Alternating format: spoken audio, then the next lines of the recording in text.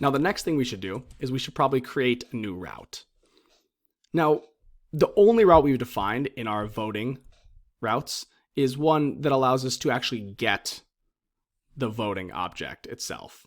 But what if we wanted to update the voting object? What if we wanted to actually cast a vote? And in this case, we should understand a little bit more about the types of HTTP requests that are available to us. Now, whenever we go to our browser and we just type in a URL, that will send a GET request to this route. So it's sending a GET request to localhost 3000/voting. But if we want to actually send data to the server, we would use what's known as a POST request. So we can say router.post to this /route, async rec res next. But we have an issue here. How would we know what the user is attempting to vote on? And this is interesting. Maybe where should we include that information? Well, one way to do this, and there are a number of ways to do this, one way is to actually pass it as part of the URL. And so Express offers this syntax where we can say /pizza name, pizza name, and this colon is a placeholder for a parameter, a path parameter.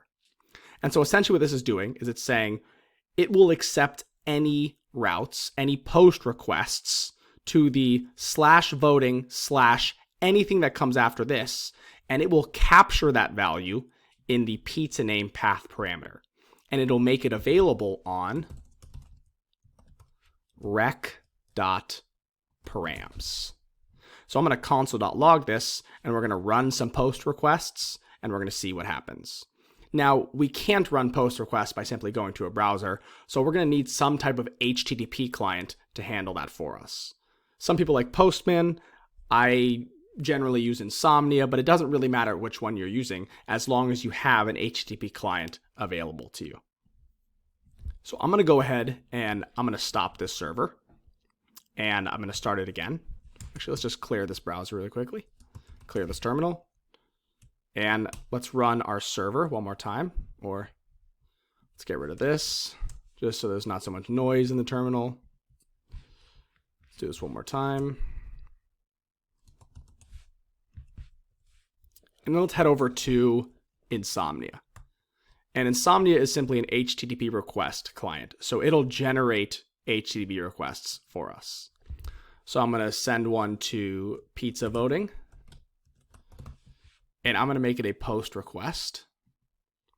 And I'm going to send that post request to HTTPS or HTTP localhost 3000/voting. And then we want to say / the name of the pizza. So maybe the first time we vote for, well, it doesn't really matter what we vote for. Let's vote for ham. Even though it's not one of the options available to us, let's just make sure this works as we expect it to. Now it's loading. We see something is happening here, but if we head back to our application, we notice that it has actually logged const.log rec.params. But the reason why this request isn't finishing, and I'm going to cancel it for the time being, is because we never sent back any information. So let's go ahead and send back res.status 200 JSON rec.params. And let's run this again. Let's stop the server, run it one more time. Come back here, and then let's run that request once more. Great. So we see we've sent a post request, and again, it logged the pizza name as ham.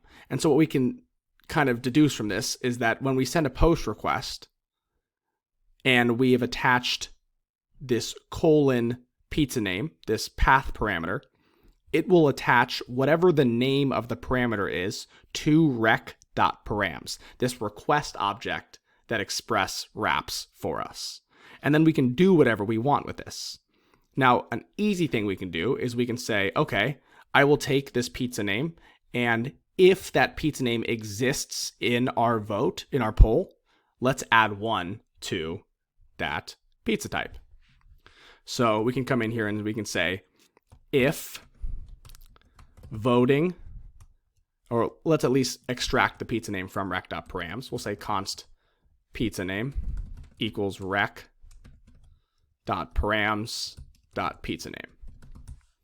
And then we'll say if voting pizza name or voting pizza name is equal to 0, we will increase voting pizza name plus equals 1. And then we will send back the new voting. So let's save this. Let's stop our poll. Let's run it one more time. Or stop our server run one more time, excuse me. And let's try this again. Now, if we run ham, we should see that nothing happens because it did not exist in our poll. But if we say pepperoni, great, pepperoni increased. Let's run it again. Pepperoni 2. Let's vote for cheese. Great.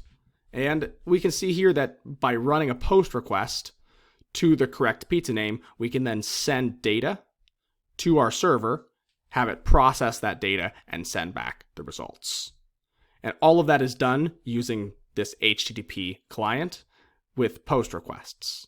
And so we're going to see a little bit more about how we can make this a more robust voting system and handle errors appropriately in the next video.